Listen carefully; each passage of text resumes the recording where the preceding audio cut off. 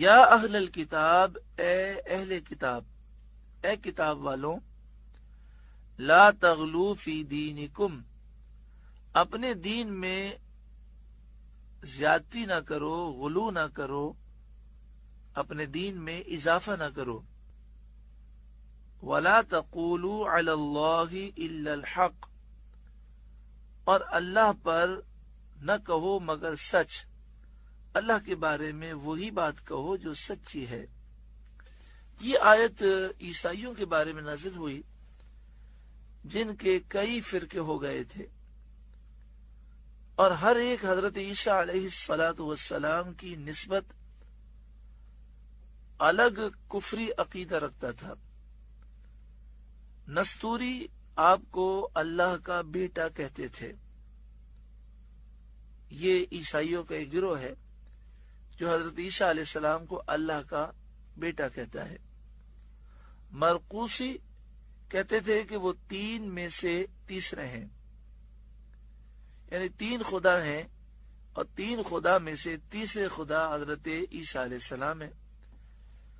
اور اس کلمے کی توجیہات میں بھی اختلاف تھا. بعض کہتے تھے کہ تین اقنوم ہیں، تین ذاتیں ہیں، باپ، بیٹا، روح القدس. باپ سے مراد وہ اللہ تعالیٰ کی ذات لیتے، بیٹے سے مراد حضرت عیسیٰ علیہ السلام، اور روح القدس سے وہ کہتے تھے کہ جو حضرت عیسیٰ علیہ السلام میں حیات داخل ہو گئی، حلول کرنے والی جو زندگی ہے وہ مراد لیتے تھے. تو ان کے نزدیک خدا تین تھے، اور اس تین کو وہ ایک بتاتے تھے،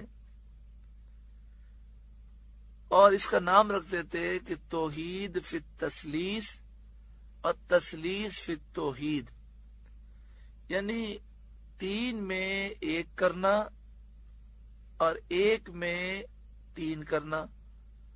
توحید فی التثلیث اور تثلیث فی التوحید کے چکر میں گرفتار تھے. بعض کہتے تھے کہ عیسیٰ علیہ السلام ناسوتیت اور الوہیت کے جامع ہیں. ماں کی طرف سے ان میں ناسوتیت آئی ہے اور باپ کی طرف سے الوہیت آئی ہے، یعنی باپ ان کا اللہ ہے تو اس وجہ سے یہ الہ ہے، اور چونکہ ماں حضرت مریم انسان ہے تو اس لیے ان کو کھانے پینے کی ضرورت رہتی ہے. تعالی اللہ عما یقولون علوا کبیرا، یہ جو بکواس کرتے ہیں اللہ تعالیٰ ان کی اس بکواس سے پاک ہے.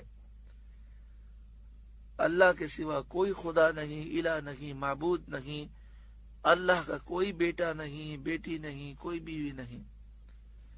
یہ فرقہ بندی عیسائیوں میں ایک یہودی نے پیدا کی جس کا نام بولس تھا. اس نے انہیں گمراہ کرنے کے لیے اس قسم کے عقیدوں کی تعلیم کی. اس آیت میں اہل کتاب کو ہدایت کی گئی کہ وہ حضرت عیسیٰ علیہ السلام کے بارے میں افراط و تفریط سے باز رہیں. عیسیٰ علیہ السلام کو خدا نہ کہیں، اللہ کا بیٹا نہ کہیں، الہ معبود نہ کہیں، اور ان کی تنقیص بھی نہ کریں جس طرح یہودی توہین و بیعت بھی کرتے ہیں. وَلَا تَقُولُوا عَلَى اللَّهِ إِلَّا الْحَقِّ، اور اللہ پر صرف سچ کہو، یعنی اللہ کا شریک اور بیٹا کسی کو نہ بناؤ.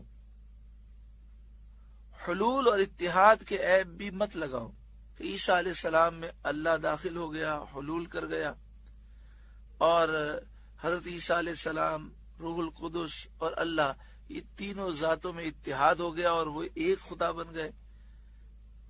اس طرح کے غلط عقیدے نہ رکھو، اور اس اعتقاد حق پر رہو کہ انما المسیح عیسی بن مریم، مسیح عیسیٰ بن مریم رسول اللہ، اللہ کے رسول ہی ہیں.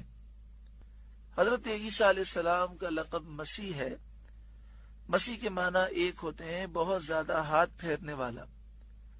آپ کی خدمت میں 50,000 مریض جمع ہو جاتے اور آپ ان پر ہاتھ پھیرتے اور انہیں شفا مل جاتی. تو آپ کے ہاتھ پھیرنے سے مریضوں کو شفا ملتی، اس لیے آپ کو مسیح کہا جاتا۔ عیسیٰ بن مریم، بن مانے بیٹا، مسیح عیسیٰ جو کہ مریم کے بیٹے ہیں، یہی آپ کا نسب ہے، اس کے علاوہ اور کوئی نسب مت بیان کرو۔ عیسائی کہتے تھے کہ اگر ان کا کوئی باپ نہیں ہے تو پھر نسب کیسے بیان ہوگا؟ تو فرمایا ان کا نسب یہ عیسیٰ بن مریم، مریم کے بیٹے ہیں، بغیر باپ کے پیدا ہوئے۔ رسول اللہ، وہ اللہ کے رسول ہی ہیں، وہ خدا نہیں ہے، الہ نہیں ہے، معبود نہیں ہے، اللہ کے بیٹے نہیں ہیں۔ وہ کلمۃ، اور اللہ کا ایک کلمہ ہے کہ کن اللہ نے فرمایا، اور وہ بغیر باپ کے اور بغیر نطفے کے محض اللہ کے حکم سے پیدا ہو گئے۔ القاہا الی مریم، کہ اللہ نے اسے مریم کی طرف بھیجا، اس کلمے کو اللہ نے مریم کی طرف ڈالا۔ وروح منہ، اور عیسیٰ علیہ السلام اللہ کے دربار کی ایک روح ہے۔ فآمنوا باللہ ورسلہ، تو اللہ اور اس کے رسولوں پر ایمان لاؤ اور تصدیق کرو کہ اللہ واحد ہے، بیٹے اور اولاد سے پاک ہے، اور اس کے رسولوں کی تصدیق کرو، اور اس بات کی تصدیق کرو کہ حضرت عیسیٰ علیہ السلام اللہ کے رسولوں میں سے ایک رسول ہیں۔ وَلَا تَقُولُوا ثَلَاثَةً، اور تین نہ کہو، یعنی تین خدا نہ کہو، جیسا کہ عیسائیوں کا عقیدہ ہے، اور وہ کفر محض ہے۔ انتہوا خیرا لکم، باز رہو اپنے بھلے کو، اگر توبہ کر لوگے، باز رہو گے تو تمہارا اپنا بھلا ہے۔ انما اللہ الہ واحد، اللہ تو ایک ہی خدا ہے، کوئی اس کا شریک نہیں۔ سبحانہ ان یکون لہ ولد، پاکی اسے اس سے کہ اس کے کوئی بچہ ہو، اللہ تعالی اولاد رکھنے سے پاک ہے۔ لہو ما فی السماوات وما فی الارض، اسی کا مال ہے جو آسمانوں میں ہے، جو کچھ زمین میں ہے، اور وہ سب کا مالک ہے، اور جو مالک ہو وہ باپ نہیں ہو سکتا، یعنی باپ اپنی اولاد کا مالک نہیں ہوتا۔ تو جب کائنات کا ذرہ ذرہ اللہ کی مملوک ہے، سب کا اللہ مالک ہے، تو اس کی اولاد کیا چیز ہو سکتی ہے؟ وَكَفَى بِاللَّهِ وَكِيلًا، اور اللہ کافی کارساز ہے۔ یہاں پر اس طرح سمجھیں کہ پہلے زمانے میں غلام کی خرید و فروخت ہوتی تھی، کبھی کبھی ایسا ہوتا تھا کہ بعض لوگوں کے بچے کھو جاتے تھے، اغوا ہو جاتے تھے، پھر وہ اپنے بچوں کو بھول جاتے تھے، اور غلاموں کی خرید و فروخت ہوتی تھی۔ کوئی کسی غلام کو خریدتا اور اتفاق سے اسے معلوم ہو جاتا کہ یہ تو میرا اپنا بیٹا ہے، تو شرعی مسئلہ یہ ہے کہ بیٹا انسان کا غلام نہیں ہو سکتا، انسان اپنے بیٹے کا مالک نہیں ہو سکتا۔ حدیث پاک میں بھی ہے کہ اگر کوئی اپنے اس طرح کے قریبی رشتہ دار کو خریدے تو خریدتے ہی وہ غلام آزاد ہو جائے گا۔ تو اگر کسی نے اپنے بیٹے کو خریدا اور خریدنے کے بعد یہ پتہ چلا کہ یہ تو میرا بیٹا ہے، تو وہ آزاد ہو جائے گا، کیونکہ بیٹا باپ کا غلام نہیں ہوتا، باپ کی مملوک نہیں ہوتا، باپ اس کا مالک نہیں ہوتا۔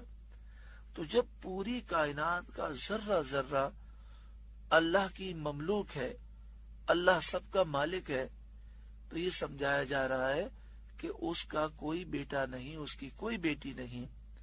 سبحانہ ان یکون لہ ولد، پاکی ہے اسے اس سے کہ اس کے یہاں کوئی بچہ ہو، اس کی کوئی اولاد ہو، اللہ اس سے پاک ہے۔